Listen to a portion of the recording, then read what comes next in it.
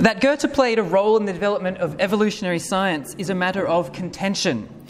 In his writings on biology and zoology, Goethe aimed to replace the established practice of natural history, which he saw was based on class boundaries according to manifest characteristics or isolated characteristics, with the search for a type or building plan that lies behind the development of all living beings. In the mid-19th century, William Whewell claimed that Goethe's shift from these characteristics to morphological type was acknowledged by the best authorities, quote, during the early formation of biological thinking. Charles Darwin seems to confer Whewell's observation a few years later by naming Goethe as an extreme partisan of his transmutational view of species. Shortly after, Hermann von Helmholtz claimed that it was Goethe's morphology that made it possible for Darwin's biology to be taken up so quickly in Germany. In the 19th century, however, historians of biology have tended to reject such praise of Goethe's morphology as misguided. In contrast to the genetic drift that undergirds the dynamics of Darwinian physiology, they suggest that Goethe's search for a fundamental type remained enmeshed with the 18th century preoccupation with pre-established form. Ernst Mayr, for example, presents Goethe as an essentialist, and George Wells claims that Goethe was unable to accept the possibility of large-scale evolution. So in this paper, I want to put some pressure on these claims by focusing on an overlooked concept in his writings on morphology, overlooked also by me until now, the concept of the economy of nature. During the late 1780s, Goethe became increasingly convinced that the sciences concerned with the forces that move the parts and processes of organic bodies, including physiology, anatomy, and chemistry, left the relation between organic parts unexplained. In the early 1790s, he began to experiment with a new analogy by which nature is examined as a series of interlaced household budgets, governed by a distributive principle he termed the formative drive. On the level of the singular organism, the analogy enables the naturalist to examine the relation between the parts as members of an economic system, without needing to speculate about hidden mechanisms that operate behind the appearances. Thus conceived, the relation between the parts is not determined by an external force or pre-established end. Rather, the formative drive freely distributes available resources according to a plan, which, like an artist before her easel, could produce a potentially infinite variety of shapes. Yet the economic analogy also opens a higher level from which the naturalist can consider nature as an interlaced network of exchanges, which results in a variety of structural plans that are co-determined by the interaction of the formative drive with external conditions. So to identify how Goethe's economic analogy enables what I think is a large-scale view of morphological study, I will take a contextualist approach to identify what I take to be a shift in Goethe's thinking towards this view. So I begin by looking at Goethe's search for a typological norm in the late 1780s, particularly in his Italian journey, culminating in his essay to explain the Metamorphosis of Plants in 1790. I then discern a shift that begins with his essay, First Outline of a General Introduction to Comparative Anatomy, in which Goethe introduces the formative drive to integrate his earlier work on typology with morphological considerations. And in the final section, I'll consider Goethe's presentation of the development of morphology in a very curious essay called Formative Drive, or Bildungstrieb, in 1810, to reflect on how Goethe conceived of the place of his theory in the development of the life sciences. So while he does not offer a mechanics of transmutation, I argue that Goethe's economic analogy marks an important advance in the study of organic form, for it locates comparative anatomy within a biodynamic system of exchange in which the lawfulness of the morphological type is expressed through the freedom of the formative drive. I conclude that this gives us reason to reconsider the reception of Goethe by Darwin and Helmholtz. So that's how I'll proceed in the paper. But I was a little bit disingenuous because I'm going to skip section 2 because I've written this as a chapter-length piece and it's a bit too long. And I'll give you a very brief summary. So I begin there by looking at the Italienische Reise texts, where Goethe begins to shift from his early preoccupation with Linnaeus and classification to a search for what he began to call the Erbpflanze, primordial plant. And this is a shift, as Dalia Nassar puts it very poignantly in one of her papers, from looking at products to looking at productivity itself. And the Erbpflanze is a way of capturing the progression of plants through the different stages, focusing on this idea of an organ being reproduced, which Goethe identified as the leaf. In these writings, Goethe is not very specific about the ontological or methodological status of the Erbpflanze or the organ, the leaf, but he begins to consolidate his reflection on ontology of this process of formation in the text in the 1790s, which is what I'm very interested in. So I'm going to skip to section 3, but I could say more about that later. I think a lot of scholarship focuses on Goethe's work on Metamorphosis of Plants, and so I think some of that's already familiar with us. So thinking now about the development of his comparative anatomy, the explanation that Goethe presents in his essay to explain the Metamorphosis of Plants in 1790 does not follow the model of Newtonian physiology sketched by Haller, which accounts for morphological change according to living forces that cause a preformed miniature to expand into a fully developed form. Neither does it follow the model of Buffon's mechanical vitalism, in which the shape of a living body is the result of organic matter pressed into an inner mould by a penetrating force.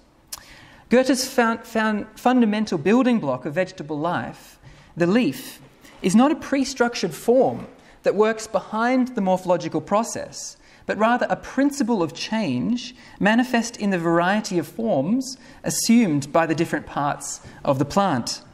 The essay is an explanation to the extent that it describes the process by which the leaf comes to expression in the various parts of the plant through a temporal process of expansion and contraction, enabling the reader to see this process occurring in any plant.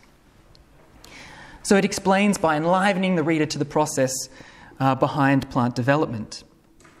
Following the publication of Essay to Explain the Metamorphoses of Plants in 1790, Goethe returned to Italy for a second journey, which provided an experience that he would later recall as a pivotal moment in his developing thought. While taking his regular stroll along the Lido in Venice, Goethe came across the skull of a sheep. The skull was open in such a way that flooded his memory with his earlier work on the intermaxillary bone, where he had claimed that the skull develops from the vertebrae. Yet the experience opened a new analogy that enabled Goethe to connect the sequential unfolding of the vertebrae with the development of the leaf across the axis of the plant, placing, and this is quoting Goethe, before his eyes the transition from inner, unformed organic masses through their development outwards via the progressive refinement of the highest formation and evolution into the most excellent sensory tools, end quote. As the plant consists of transformed leaves, so the skull is composed of metamorphosed vertebrae, providing visible traces of a homology between the bone structure in animals and humans. By identifying a structural plan or bow plan that unites vertebrates within a single group, Goethe discovered a way to extend his morphological thinking about plants to the animal kingdom. His new insight coincided with a growing concern for the foundations of scientific knowledge and the appropriate methods of investigation, prompted by what he called a fortunate encounter with the youthful Friedrich Schiller, who pushed Goethe to consider his search for a physiological type with the framework of Kant's transcendental epistemology. Goethe was already acquainted with Kant's transcendental account of nature in Critique of Pure Reason and had found some interest in Kant's rejection of external causes for matter in metaphysical foundations. Yet, the epistemic restrictions Kant placed on ideas failed to gain a hold on Goethe's Spinozistic intuitions. When he read Kant's third critique, however, Goethe recognized the need his own need to consider methodological questions. In the second part of the third critique, Kant denies that organic form can be explained by external causes. He proposes that natural variation can only be considered as a dynamic interaction between external forces, which act on living beings, and inner purposiveness, by which the organism gives shape to itself. In Goethe's interpretation, at least, perhaps not accurate, but how he read Kant, Kant demonstrated that organic productivity is akin to artistic productivity. Both exist for their own sake, Goethe states, existing for one another, but not because of one another. By identifying a shared basis for scientific and aesthetic judgment, Goethe discovered in Kant that while we must consider natural products as shaped by the environment, the internal structure of living beings cannot be explained by an external cause. This entails that morphological concepts such as the Erbpflanze are not objects of observation, but rather ideas that somehow guide inquiry. As ideas, they cannot be seen with the physical eye, but require contemplation of the inward eye. So the years that followed this encounter with the sheep's skull, Goethe worked extensively on sketching out a new science of morphology. 6 months after his second journey to Italy, he began his first attempt, Essay on the Shape of Animals. In this essay, Goethe announced his intention to define the general shape, Gestalt, that unites the animal kingdom. His method is to examine skeletal growth in mammals in search for what he calls an osteological type that gives rise to the manifold shapes one encounters in the course of experience. Such a method, Goethe insists, is merely empirical. It does not explain how the bones come together in such a way, but rather describes the process shared among all vertebrates. The cause of the similarity of the most varied forms, he claims, is the invariable connection of the parts with each other. Over the next 5 years, Goethe composed 4 more essays on the general shape of mammals. In Essay on a General Theory of Bones, he proposes an empirical investigation of the vertebrate skeleton, offering a detailed description of the head to the backbone. While he recognises the provisional nature of his studies, which focus on just one element in the developmental process, the vertebrae, Goethe aimed to carve out an experimental path towards a metamorphosis of animals, which was never actually forthcoming, but always a hope on the horizon. Such a standard could not be derived from any one specimen or species, but rather as a scheme by which the skeletons of particular existing species could be compared and their variations described. As he developed a new program for comparative anatomy, Goethe also wrote a methodological text entitled Essay on a General Theory of Comparison, which I think is a very important text in his development. Here we can discern a growing impact of Schiller and Kant's third critique on Goethe's thinking, but with Goethe's own nuanced way of understanding it. He begins by lamenting the poor progress made in physiology in comparison to the other sciences, which he claims is due to the traditional conception of living beings as products of an external purpose. When physiological movement is examined within a Newtonian frame, the naturalist is able to search for laws governing certain kinds of organic matter. She cannot, however, account for the interaction between actual parts of an organic body. To examine the form of an organic body in search for laws, the Newtonian physiologist must assume the product of a divine craftsperson. Yet if one rejects the priority granted to Newton's account of force in physiology, one could examine the formative process as the result of an inner principle that follows a single pattern. Thus conceived, the primary question of comparison is how a surrounding element, such as water or air, affects the expression of a general form. Goethe's aim is to shift the reader's perspective from a state of wonder at the intricacy of design to a search for the functionality of parts in the context of a whole environment. The inner principle determines the general pattern in response to outer forces. Sorry, I've just lost my spot. The examination of the organic body as a self-producing whole opens what he calls a higher level of observation from which one can consider, quote, the organised world itself as an interrelationship of many elements, end quote. When the world is considered as a self-producing whole, one can see that the plant kingdom is necessary for the existence of insects. Oceans and rivers are necessary for fish, such that one can see the whole world of animals as a great element in which one species is created, or at least sustained, by and through the other. While Goethe does not elaborate on this remarkable observation in his methodological essay here, he concludes that the conception of natural order as a dynamic, self-producing whole destroys any reference to the connections and relationships in nature in terms of purpose or intention. So Goethe's essay on a general theory of comparison, I think, is a transitionary text that stands between his earlier work on the osteological type in the essays we've just looked at, and a new text he completed in 1795, which I want to now focus on, called First Outline of a General Introduction to Comparative Anatomy, based on osteology. His earlier work on the intermaxillary bone, Goethe searched for a general design by observing the structural features common among all vertebrates. Through his study on morphological change, however, Goethe recognised that this approach fails to account for the various forms that vertebrates can take.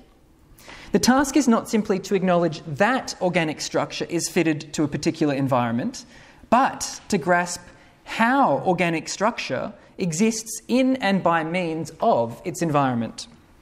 As he explains in the first outline, instead of claiming that a bull has been given horns so that he can butt, we should instead try to discover how he might have developed the horns he uses for butting. Thus, Goethe sketches a new method for comparison that considers anatomical form as the result of a process by which the structure of living beings is, he says, shaped from without as well as from within. The goal is to extend analysis from the comparison of varieties against a standard, such as the human being, to the entire animal kingdom to derive a common pattern or type. So no one species can stand as the model. This does not mean, however, that the type is a transcendent idea, somehow hovers above the variety. It's something, Goethe states, that must be established physiologically, a means to investigate the structures of all animals without having to refer back to the structure of animals previously examined. Goethe's language in the first outline is more epistemologically self-reflective than his earlier texts. He states that his procedure for comparative anatomy begins with experience, Erfahrung, which must first teach us what parts are common to all animals and how these parts differ. From this general comparison, we can then search for an idea that governs the whole, one that abstracts the general picture in a genetic way, he says. In this empirical procedure, the type is a hypothesis that we may test quite adequately by applying the customary methods of comparison, he states. Once the type has been established, comparative anatomy can proceed via two levels of analysis. On the first level, the type enables the naturalist to consider the process of formation as limited by a particular structural plan. It has constraints. On the second level, the type enables the naturalist to consider the enormous variety of animals as a graded series of organised forms. Holding these two levels together, I suggest, is the key to Goethe's comparative anatomy, for their combination reveals that while, quoting Goethe here, the structural range of nature is limited, because of the number of parts and their frequent modifications, the changes of shape become unlimited. The coupling of type and structural change brings about a significant shift in Goethe's morphological thinking, I suggest, which has been underappreciated in the literature. Together, the two elements set comparative anatomy with the task of searching for the laws that govern the relation between the type and the environment. The type, Goethe states, must be considered from the standpoint of how various natural forces, Naturkräfte, affect it, and how it is likewise subject to the general laws of the external world. For example, one can note that the neck and extremities are favoured in the giraffe, which has emphasised the reach of exterior limbs. In contrast, the mole exhibits the reverse relation. The extremities are downplayed in order to prioritise its intensive relation to the soil. Such observations, Goethe states, give rise to a single law, which states that nothing can be added to one part without subtracting from another, and vice versa. Goethe's examination of the relation between parts of an organic system draws from the comparative programs outlined by two of his contemporaries, Johann Blumenbach and Carl Friedrich Kielmeyer, I suggest. On the Formative Drive, as we've heard about already, Blumenbach proposed a hierarchy of 5 life forces that account for the various organic functions, beginning with Haller's irritability and sensibility and extending to conception, nourishment, and reproduction. Yet, Blumenbach recognised that the 5 forces on their own cannot account for the shape of organised beings. He reasoned that they must be organised under a higher force that manifests quasi-agential characteristics, and he termed this force the Bildungstrieb, the formative drive. In contrast to the 5 life forces, which concern predefined capacities, the formative drive coordinates the capacities, and in changing the relation between them affects the needs of the organism. This drive, according to Blumenbach, is not a vital power, but simply a placeholder for an unknown cause.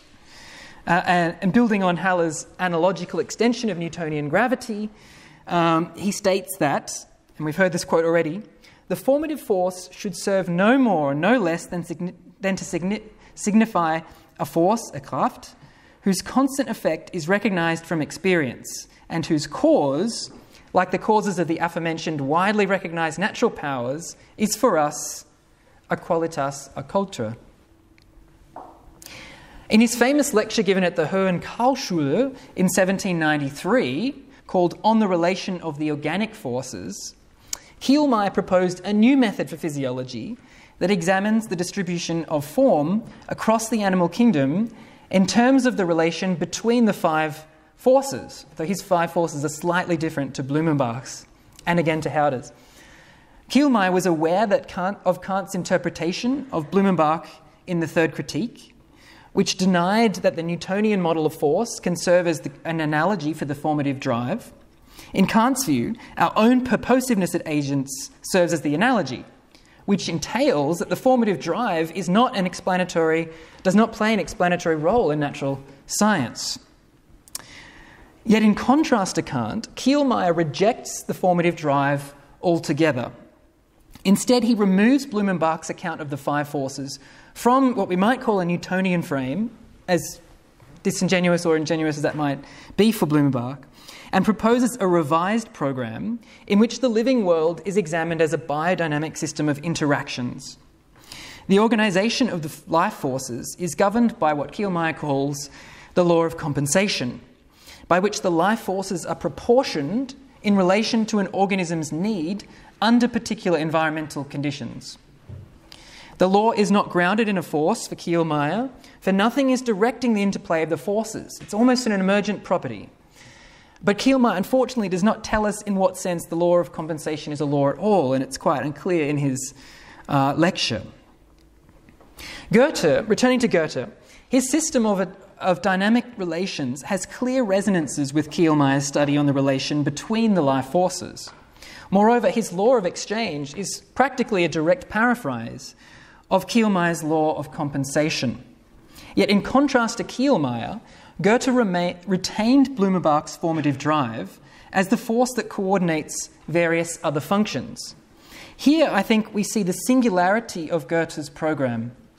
In place of Blumenbach's Newtonian analogy, and in contrast to Kielmeyer's rejection of any coordinating force, Goethe proposes an economic analogy in which the formative drive is understood as a distributive principle that, in response to the external conditions, forces of an environment, emphasizes certain structural features at the expense of others. And here I have an extended quote from the first outline, which is in the handout, and the original German is on the back side, if you want that.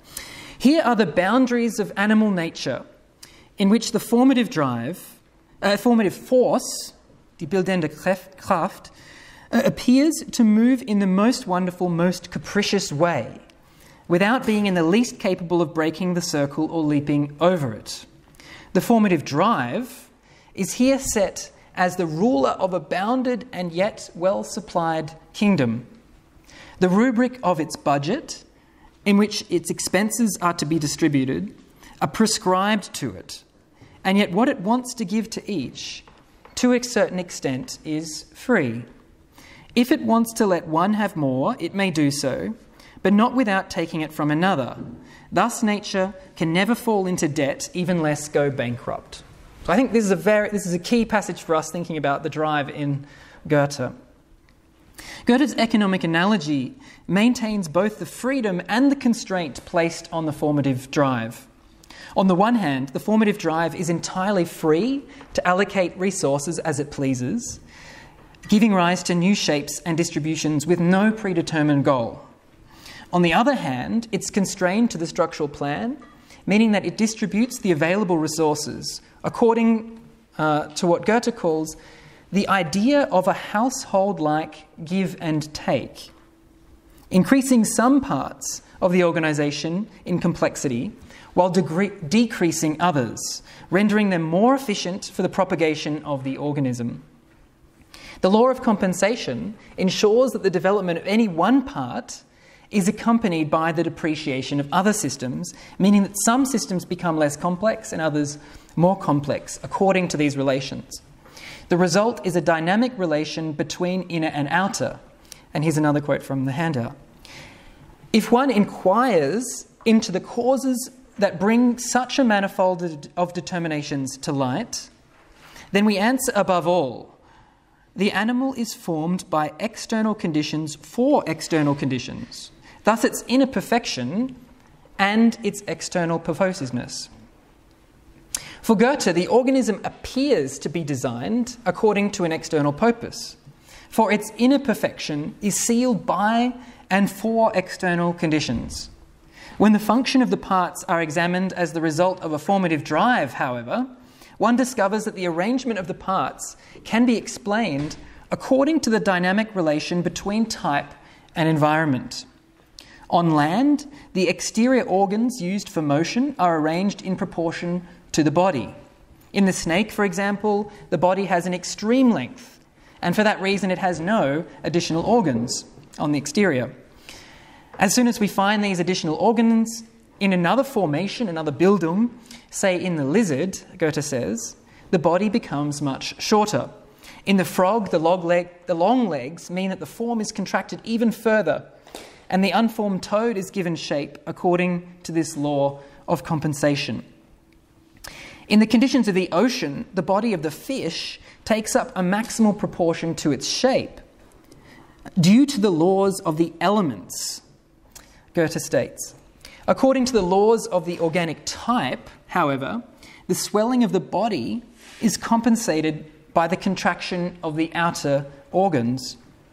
The type which develops in the air has a drier interior, he explains, meaning that a lean form emerges in the bird so that the formative force has sufficient resources to mould the skeletal structure and feathers which enable the bird to fly. So the eagle is formed both through and by the air, Goethe states, through the high mountains and by the high mountains, meaning that the shape of the parts and their relation to one another are determined by the creature needs to are determined by what the creature needs to remain alive. The swan and the duck, for example, reveal their inclination to the water by their shape. When viewed within nature, understood as this biodynamic system of exchange, the effects of the climate, the height of the mountain, the heat of the cold, together with the effects of the water and the common air, become extremely powerful for the formation of animals, Goethe states. Goethe's first outline proposes a radical shift in comparative anatomy. Instead of asking why certain features are present in a species, it directs us to ask how the formative drive finds room for these features in its budget. To find out how a particular feature comes to be there, the naturalist searches for the adaptation in other features that may have promoted the formative drive, to make certain compensations. And it's this relation between different parts that are emphasized that determine the specific needs of an organism in relation to the environment. At the heart of Goethe's program of comparative anatomy is a productive tension between type and metamorphosis. While the household economy of a single organism is constrained by its type, it is not closed. Rather, the parts are proportioned in response to external conditions in order to balance the requirements of the structural plan. So in the years following the first outline, Goethe continued to work on the methodology for a new system of comparative anatomy based on morphology. However, no substantive work was forthcoming. At several points during the next decade, he expressed his intent to collect his writings into a volume. The only text on morphology published before this publication was Metamorphosis of Plants. But this collection did not eventuate until On Morphology in 1817.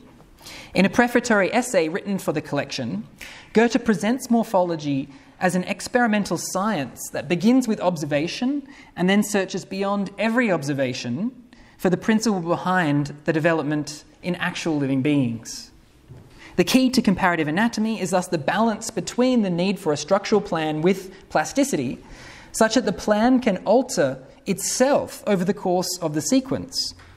And here in this text, I think any ontological kind of essentialism in Goethe's thought, if it was there at all, seems to have vanished. The plasticity of the structural plan is what separates organic from inorganic nature. While physical matter retains its expressions unchangingly, the changing relation of the parts brought about by the formative drive mean that organic life is incessantly changing its shape and thus also its needs. In every alteration, something comes to be that did not previously exist, yet organic development is nevertheless governed by an unchanging law. So I want to conclude by focusing on one of the essays published in On Morphology called Bildungstrieb, Formative Drive.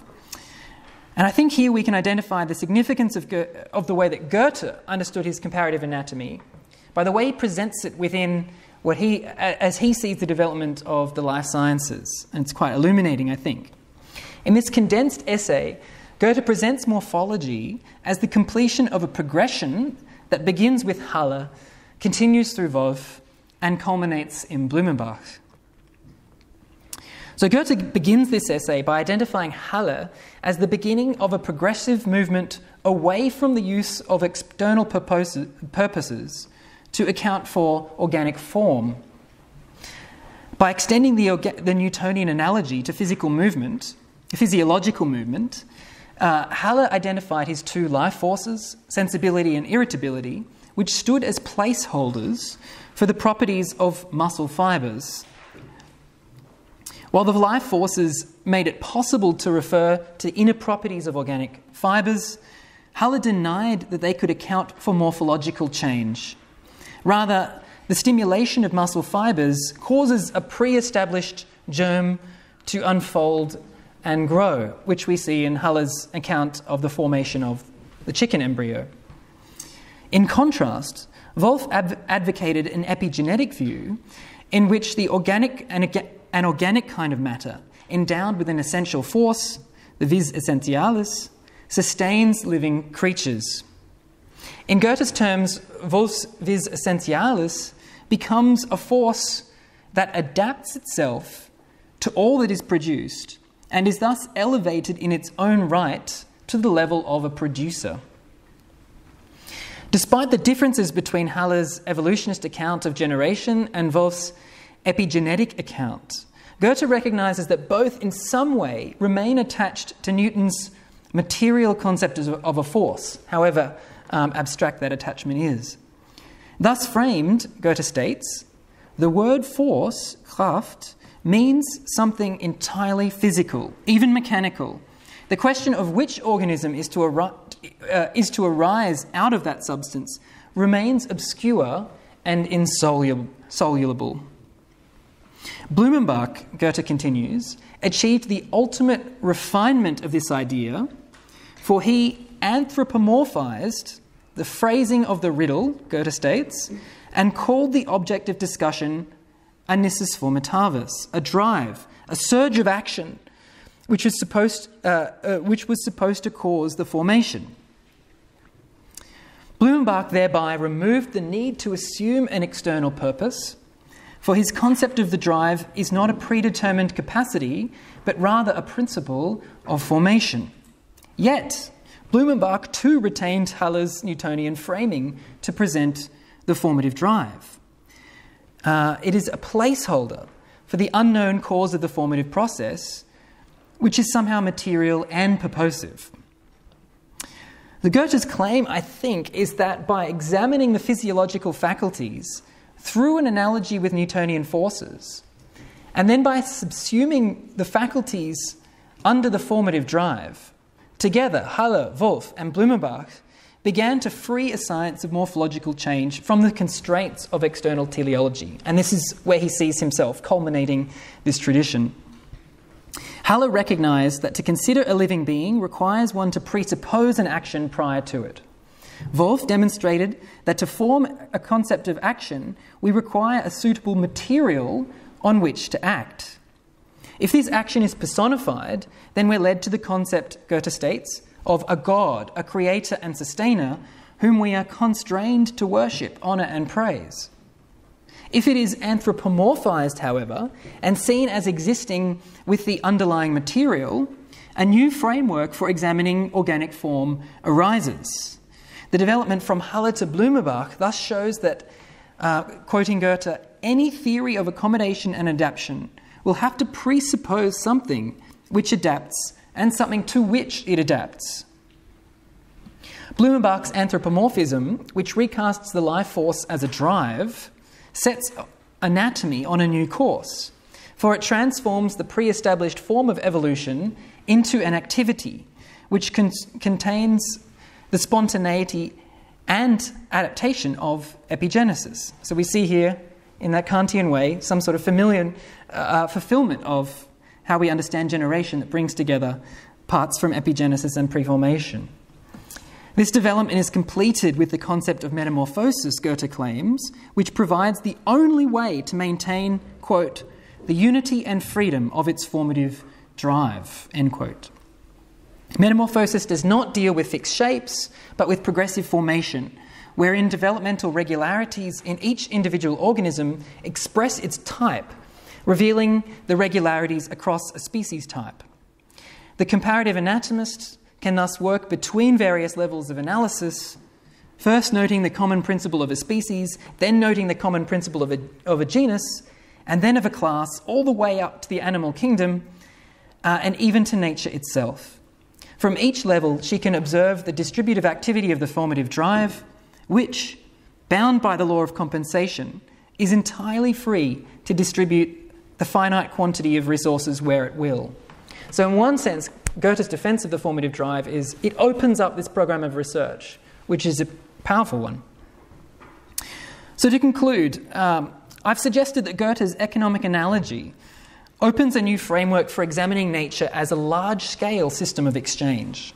This framework, I suggest, gives us reason to reconsider Goethe's reception in recent histories of biology, a point that's been argued by several commentators. In his first outline, Goethe weaves the idiosyncratic typology of his Italian journey together with the major developments in comparative anatomy of his time, demonstrating how a structural plan is required in a system of endless mutability. Goethe recognised that Haller's extension of Newtonian forces to physiological properties removed physiology from external purposiveness, and he saw that Blumenbach's formative drive offered a new vantage on the formative process, in which the structural plan and organic matter were considered together. Yet, in his view, the Newtonian analogy restricted analysis to organic functions, thereby occluding the perceptible and incessant flux of organic form from scientific attention and examination. Thus, he proposed the economy of nature as an alternative analogy by which to search for a principle that governs the distribution of resources, giving rise to the variety of living form. This principle is the formative drive, which governs the creative change of developmental pathways. Goethe's proposal is, of course, provisional. He does not explain how the agential properties of the formative force differed from our own agency as creators. And even in his later work on morphology, it's ambiguous whether the underlying pattern is imposed by our minds or is a template followed by an interdependently creative nature. Yet, his program for comparative anatomy is not incompatible with the evolutionary theory that would develop after him, I suggest. While he was ignorant of the mechanics of generation, perhaps even disinterested in it, his observational method doesn't require such analysis. His goal is rather to open a higher view on nature as the system of dynamic exchange organised according to a law that cannot be reduced to mechanics as he saw it. This is precisely what fascinates Darwin in The Origin of Species. Darwin's only citation of Goethe in that text refers to his law of compensation, which states that, quoting Darwin, "In order to spend on one side, nature is forced to economise on the other side." End quote. This citation occurs in his examination of the laws of variation, where he suggests that the external pressures placed on a plant select certain characteristics at the expense of others. Clearly, Darwin found in Goethe's economic analogy a way to examine the phenomenology of change in context where external pressures determine the expression of internal form. My proposal is that we should too. Thanks.